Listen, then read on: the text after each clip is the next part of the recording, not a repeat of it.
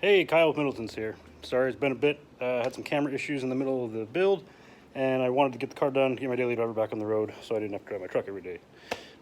Big difference in fuel mileage. So, as you can see, the car is done. It runs. I've got about 3,000 miles on it, but this is install video number 2. Basically, what I'm going to do is, because I've got some replacement of these guys, I'm taking the front bumper off, and I will also just kind of look over some things to make sure the car is still good. But it's been running great. I get my final tune on Friday, an e-tune through Delicious Tuning.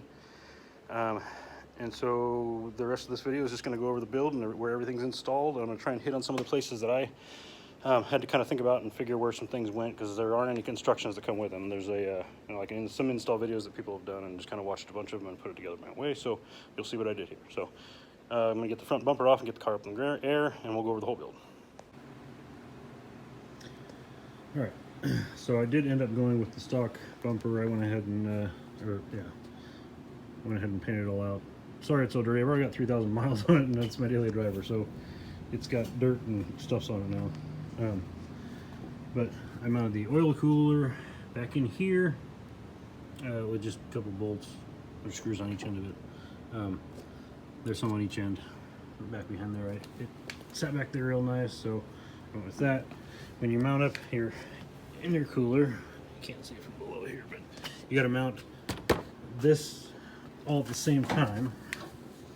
And there's 3 bolts right in the center of the intercooler. Well, it's the center of the car, not necessarily the intercooler. I'm trying to get down there, and I don't think I'm going to see it. Let me see. Yeah, if you look way down in there,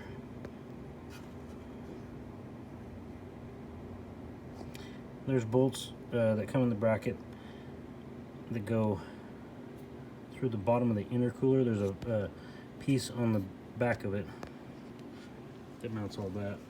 There's the bracket here, and those bolts leave these all loose right here. When you put this on and leave there's these 2 bolts here and these 2 bolts here. And I believe there's 2 bolts at the bottom of this rail that goes down. There's 2 at the bottom down there. Leave all those loose when you put this on, because you're still going to need to adjust it as you get everything else on.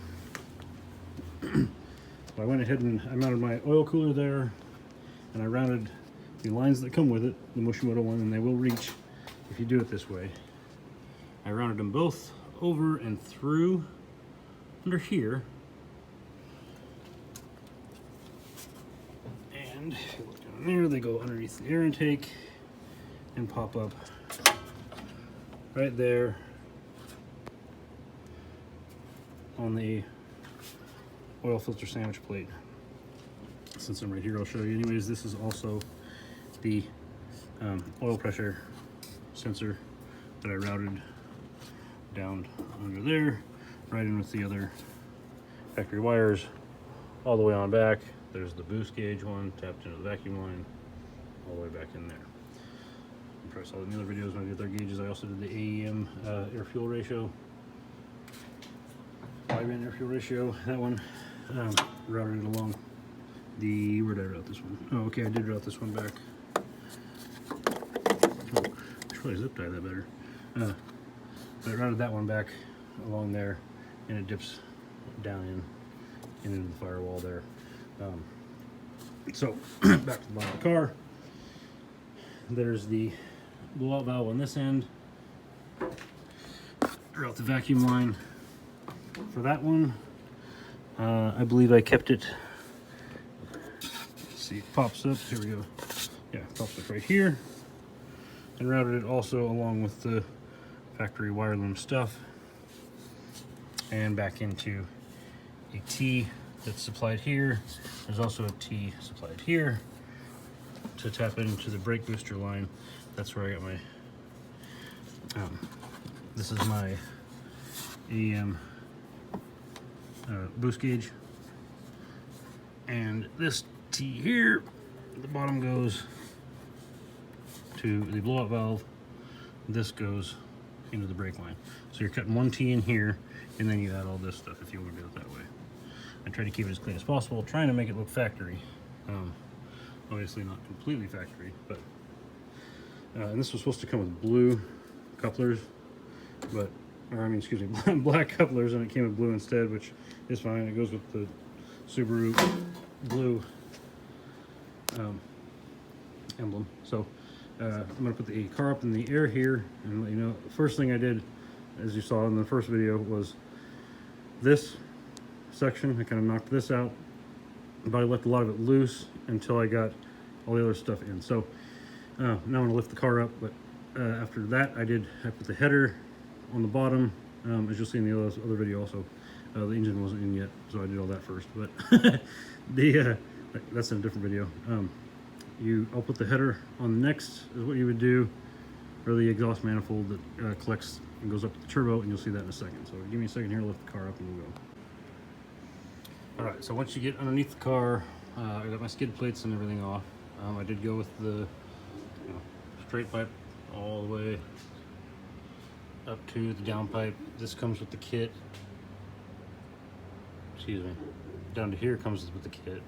That was mid pipe, over pipe, up pipe, mid pipe, over pipe. Anyway, yeah, that's the stuff. Your cat back starts here. That's all Gretty, Evo 3 resonator and dual exhaust. That stuff's in the way there. Then I took her off there. Nice. And then so anyway, the white wrap here, that comes with the kit. I had to buy all the other gold stuff, so I put it there where I knew it would be covered because I wear my dust covers. But you're gonna put the exhaust manifold, turbo exhaust manifold on first. Here's where I did get the one with the pre-welded bung. You run the oil line right up there. That's how you can see that bracket right there, how that, I was kind of figuring out how that goes on. That bolts on to the front of, if I can get a view of that, the water, I believe it's the lower water pump bolt. Yeah, right there. Let's see that. Oh, and then you route it up to where it's kind of just barely right by the crank pulley. You can see that up in there, but it's just got a little bit of clearance. Anyways, it goes right on up through there. That was one of the things that's hard to find out, figure out what goes where. All of my oil lines and water lines are from the top, and you can see the bottom view of the turbo if you want to pause it and look at anything there. The little dust heat shields on there. That's where your coolant return line, or excuse me, oil return line goes off the turbo. That's the one I put the heat wrap on. That did not come with it. I had to buy that. Great kit though. Everything has been working great. It was a great fitment too. Everything bolted right up. I didn't, some of the cheaper kits that I've heard about, you have to modify things, and this one I did not. It bolted right on, just as they said. The only thing I had to do is cut some foam. So, and here's a good glimpse of the downpipe from here. But after you put the exhaust manifold on, then you're going to want to go to the top of the car. The downpipe is one of the last things you do. I already had the mid pipe and back all installed and waiting, so that's you can just take back. You can leave all that on, and just if you're keeping your stock stuff or whatever you got. But the downpipe stops there, so you can get everything ready there. So I'll lower the car back down and explain what I did next. All right, so back up at the top of the car again here. And next you're gonna just kind of one at a time piece it together. You're gonna set the turbo on top of use your gasket. Set the turbo on top of the manifold. Tighten up the 4 bolts there. Your oil lines, or excuse me, these are the coolant. This is also the oil line. Oil line. You're gonna put all your fasteners together to make that go that way. It loops around real nice down to the bottom. Since I did get the Mishimoto oil cooler, it came with the sandwich plate, so it did allow me to kind of run things a little differently. Like I said, I've got the oil pressure sensor here. If you look back in, if I can get the camera down there, you can just barely see that right there is the stock location for your oil pressure sensor. So what you do is you take that out, you put the T on they provided. I moved the sensor up there right behind the sandwich plate, and down below there's the elbow. The elbow. I've had a whiskey that turns right there, and that's where you hook the rest of this line to. So that's your oil line. All right. Then they give you with the kit the attachments to run your coolant lines down below, like the Forester, the Turbo Forester is, I believe in Japan. I don't think they did it here, but of the same FA motor. You can also do it the way I did it, and I did learn this from the video, one of the videos online. You can run these under here, and if you look down there is, from the factory, you can see the two lines down there below. From the factory, you've got a coolant line that normally from right here would just loop right up to the bottom of the throttle body under there. You see that top fitting there? Instead, you can use the lines provided to run it. It doesn't matter which one, it just has to flow coolant. Run one of them to, or one of each of those to your turbo, because it's a looped system, so it's still going to put coolant to your throttle body and your turbo. So I ran those there. You got your map sensor, you got to relocate to this tube here. Then you're going to use all the attached hardware here in the brackets. That's right. Let me get you a good view of the brackets here. This is where some of the brackets go. This is the long one that goes over to the pulleys there. And that one, make sure you get the orientation right there, and the other bracket there, but that all bolts onto your downpipe. And then goes down like that. Get all that hooked up, start aligning all this. You can tighten all this stuff down as you go.